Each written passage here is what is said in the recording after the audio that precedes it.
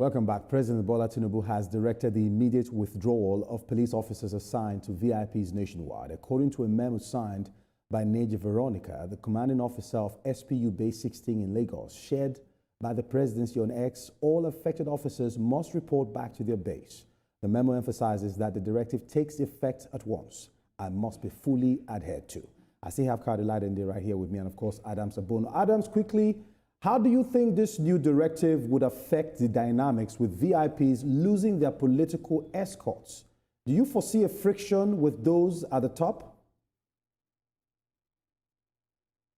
We have to come to a point where the security of every Nigerian, irrespective of class, would be of utmost priority to the government. And the president's directive that police escorts should be withdrawn from VIPs comes at a time when, we are seeing heightened insecurity in the land and a shortage of the police force, The president didn't just stop at withdrawing security escorts. He also directed that there should be about 20,000 recruitments into the Nigerian police force, which is timely, which would be seen to be viable steps towards improving security. So about the welfare of VIPs, yes, every country, every society have people that are deemed important, but the situation where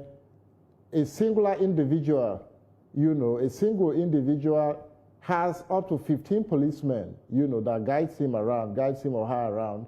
Meanwhile, Nigerians are, being butchered in their sleep because of inadequate policing. That kind of imbalance needs to be addressed, which I think President Tinubu did justice to. We want to see where everybody should be entitled to security, irrespective of class. Thank you. All right, Kayode, quickly.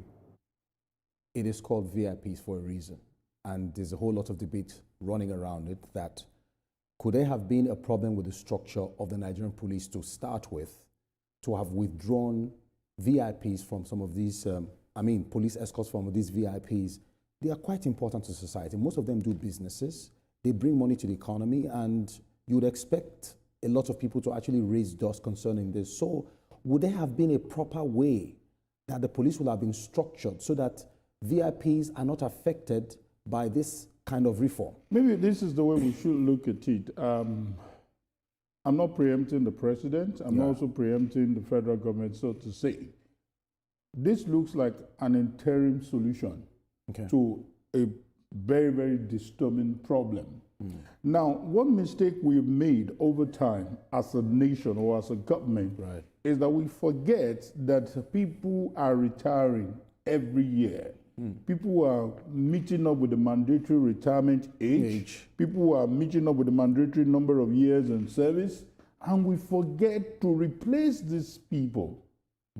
Correct me, pardon me if I'm wrong, but if my memory serves me right, after Obasanjo's tenure, we've not had mass recruitment like the president is calling for.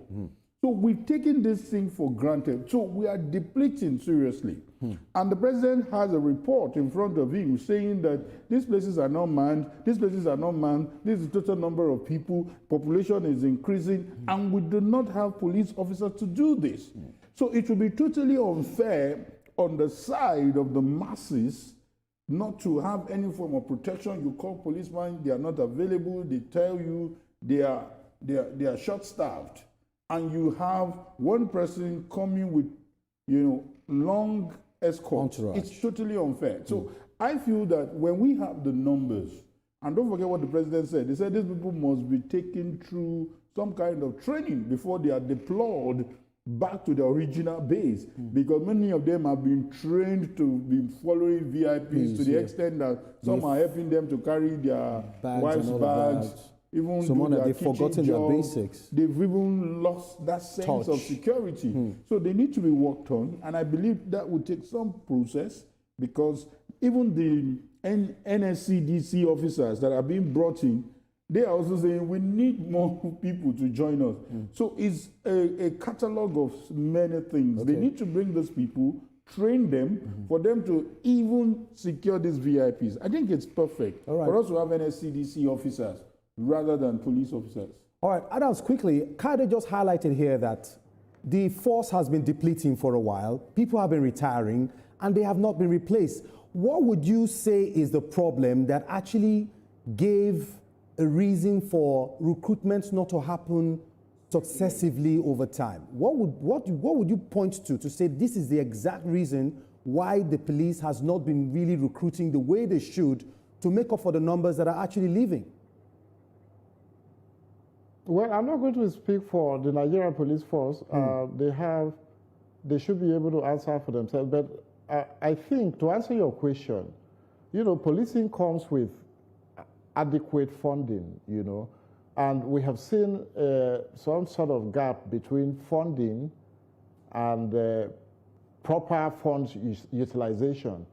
There are provisions, for, we are made to understand that the police budget comes with provisions for annual recruitment, and these recruitments might be within the realm of 5,000 to 10,000 overall entry into the Nigerian police force. So the problem to me and to a lot of Nigerians, we feel that if there is adequate funding for the Nigerian police force, to cater for annual recruitment, then there would be recruitment. So I think that there is a gap in funding, and that gap has resulted to inadequate recruitment into the Nigerian police force. So government should be seen to address that gap by ensuring that more funds, are made available for the Nigerian police force, and I think the onus would then be on the police to justify their mandate. All right, thank you. Thank you. Kade, this is not to be sarcastic though, but what happens to the mental health of these officers who have been guarding VIPs for a long time, now being asked to go back to base? How do you think they're going to cope? That's the reason for the crash program. The reason for the crash program is not going to be easy, right? Especially when you have a kind boss who sorts you beyond your salary, who gives you a whole lot. It's not going to be easy, but then it is what it is. It's a directive from the president. All right. That's your primary job. You're Nigeria police. All right, our